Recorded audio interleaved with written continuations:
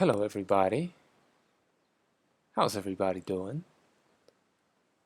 Before I get into the pork and potatoes of this video, I wanted to send a shout out to Fleisch ist mein Gemüse, or meat is my vegetable, for sending me the two articles that we will discuss right now.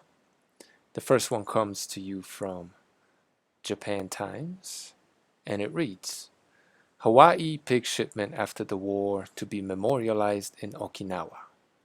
To remember the story about Japanese immigrants in Hawaii sending a cargo of pigs to Okinawa to help alleviate a food crisis after World War II, a stone monument of porkers will be built in the city of Uruma in March. As Okinawa and Hawaii marks the 30th anniversary of their sister state partnership this year, the prefecture hopes that the statue will become an enduring symbol of their friendship. Many Japanese from Okinawa emigrated to Hawaii, where they found work on sugarcane farms. In September 1948, the immigrants shipped 550 white pigs back to Okinawa to help the island, which had been devastated a few years earlier by the Battle of Okinawa, to deal with severe food shortages. The pigs, which are easy to breed because of their high fertility rate, are believed to have helped ward off starvation for many Okinawans. Got it? Okay, on to the next article. Wilcox, the fraudulent fabricator of Okinawa sweet potato longevity diet, makes false claim that Okinawans' longevity is a result of eating a diet of mostly sweet potatoes. Somebody please proofread this article. He based his claim solely on a 1950 U.S. government report on Okinawan food intake survey conducted in 1949. He concludes that the diet consisted of mostly sweet potatoes was the secret to Okinawans' long lifespan.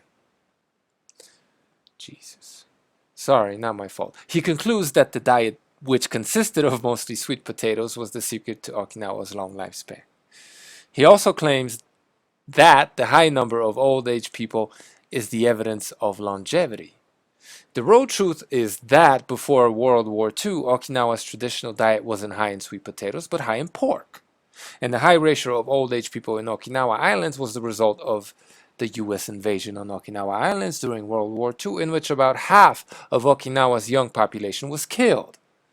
Wilcox hides the fact that in 1949, Okinawa was in post-war ruin and had very bad food shortage crises immediately after World War II and into the early 1950s. Meat supply was very short due to Okinawa's pre-war farm inventory of 100,000 hoof livestock on the island that were mostly killed during the heavy battles between Japanese troops and American troops. Okay, so if you dig deep enough into this Okinawa plant-based diet myth, you'll see that it's based in BS. Fraudulent science, right? So this study is exactly the study that Dr. Gregor de Goul cited in one of his videos that I was showing to you guys, which was a US government report from 1950 during a time of famine in post-war Okinawa, where most, if not all, of their livestock was destroyed. And they were resorted to eating sweet potatoes because, you know, sweet potatoes grow, thus hide in the ground, and they're not as susceptible to being destroyed, right? Moreover, because half of the young people in Okinawa died during the war, the average age of the island's inhabitants was high, naturally, right? So they used this little cherry-picked snippet of Okinawa's history, which is not at all representative of the rich culinary culture, and extrapolated that along with the fact that there was just a bunch of old people left after the war, World War II. They used these two factors dishonestly to try to argue that, well, they lived long because they had a plant-based diet. when the island's inhabitants themselves will tell you that we believe it's the pork. So, dear vegan, I'm not the one misrepresenting the truth. I'm not the one lying about history. It is the vegan agenda that has all of you guys brainwashed into thinking that a people who has a rich history of eating food that had parents were somehow vegetarian and almost vegan. How dishonest is it, and how disrespectful to the Japanese culture and heritage to use this little snippet of them being actually factually at their weakest and try to claim that this is what they've been throughout their entire history. This is what they've done. One last thing.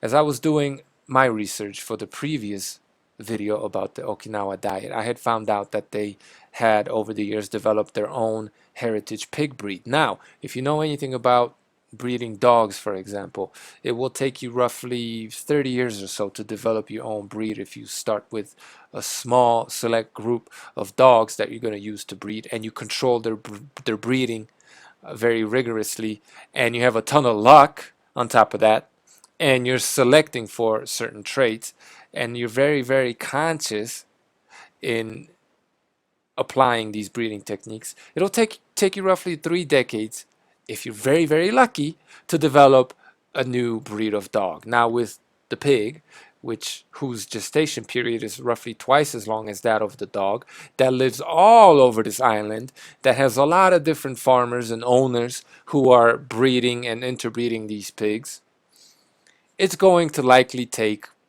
hundreds of years to develop one single pig breed in those conditions.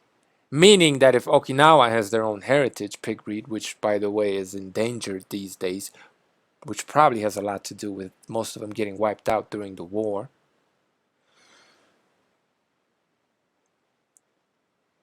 that means that they have been eating pigs for a very long time, and that they're a part of the rich culinary history, something that's undeniable if you just take a peek at what's actually happening in Okinawa by watching some of these documentaries that aren't, vegan propaganda. So, once again, I'm not the one misrepresenting. I'm not the one who's wrong. All I'm doing is presenting facts to you with evidence and showing you how the vegan agenda is based on fraudulent studies, fraudulent research, lies, and deception. Okay? That's all I'm saying.